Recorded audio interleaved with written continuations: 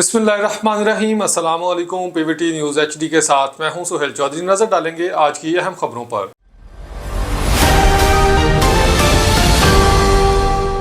Bahawalnagar police चोरों डाकुओं के खिलाफ मुतहरिक। थाना खिच्चीवाला पुलिस एसएचओ आमिर अरमान बोदला की टीम ने डकैत गैंग गिरफ्तार कर लिया। खबर शामिल करते हैं डिस्ट्रिक्ट बहावलनगर से। पीवीटी न्यूज़ के हमारे नुमाइंदे मलिक मुश्ताक अहमद खिलजी की रिपोर्ट के मुताबिक थाना खिच्चीवाला पुलिस ने तहसील फोटाबास में चोरी और डकैती करने वाले ग्रुप के 3 अफराद दर लिए।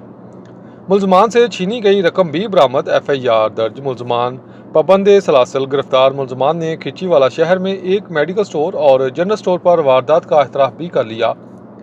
खिच्चीवाला शहरियों ने डकैत गैंग पकड़ने पर एसएचओ आमिर अरमान बोदला और इनकी टीम का शुक्रिया अदा किया।